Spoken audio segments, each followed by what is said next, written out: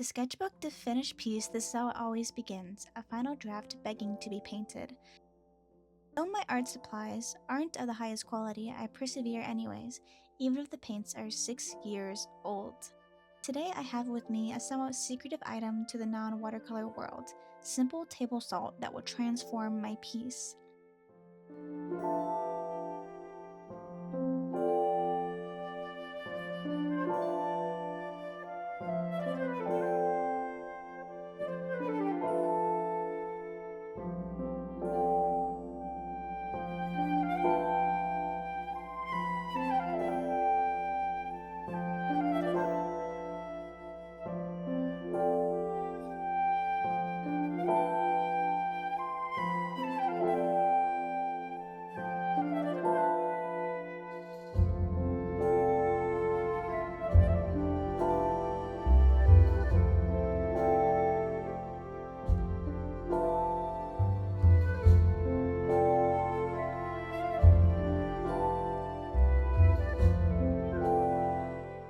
Here I begin. As always, I like to start with the skin tone and slowly build up the tones I envision for this piece, but the skirt, I'm afraid, is going to give me some trouble. I frantically try to cover the skirt with paint before it dries over and I'm left with a splashy surface that will leave me incredibly dissatisfied. That technique has its purposes, but for this initial wash, I want to have a smoother surface. With clothing, initially I prefer to work wet on wet so the colors blend better and create this beautiful, almost melting appearance as they collide. Watercolor is such a beautiful medium that really has a mind of its own, which can create some of the most beautiful textures in the art world. It's best to leave it as it is, as it does its magic, and try not to force its hand. Clothing, fabric, as a whole, is something I constantly struggle with, and this piece was no different.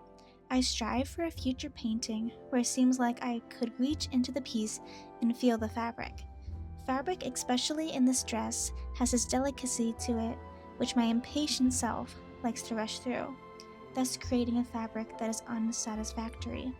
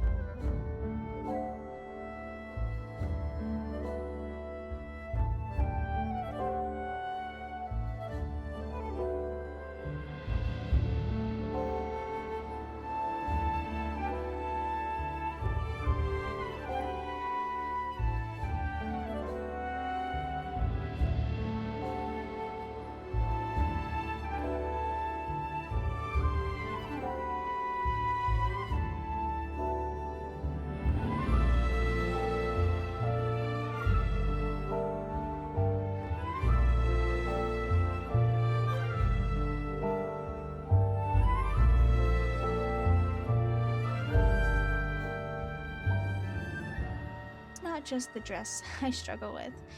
While I apply some shadows to the skin tone, I accidentally muddy the colors, and as a result, the skin tone isn't as saturated as I wanted. Honestly, pretty common during my watercolor paintings, as much as I like to say it's not. If you watched any of my other videos, you know that I tend to work in a smaller scale, as my sketchbook is 7 by 10 and this painting here is 11 by 15. This size difference caused me to run into some problems. And run here, I mean literally, as I continuously hit my camera, trying to see the details of her face from so far away. 15 inches of difference, mind you. So just excuse me as I try to control the tip of my brush more effectively from this long distance, and it causes me to cover portions of the camera slightly.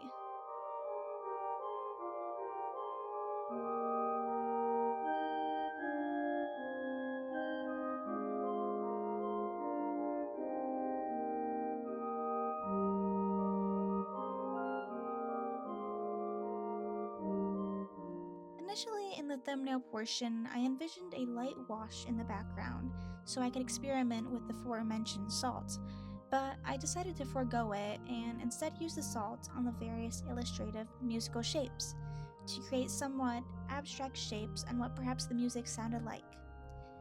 In the future, I hope to experiment with various sizes of salt crystals so I can better grasp how it reacts with the water. I quite enjoyed the various textures it created and the visual interest it brings to the piece.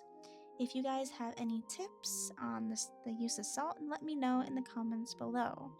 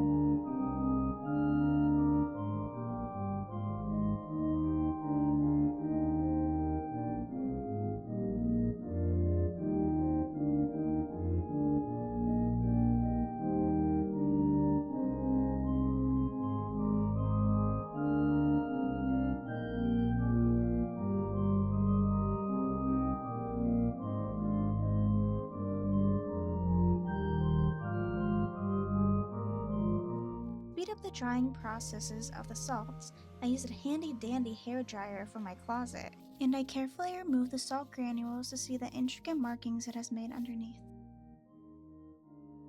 I think the textures of the salt granules made are quite gorgeous.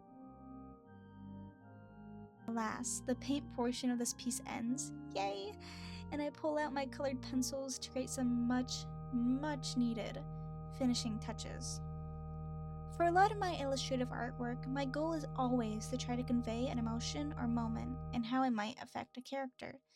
To complete this mission, I tend to drift to illustrative abstract shapes that emphasizes movement or the mood the character finds themselves in. I'm not really sure why my brain's instincts do so. Perhaps it is the inherent abstraction of emotions in trying to find a way to convey it to the viewer.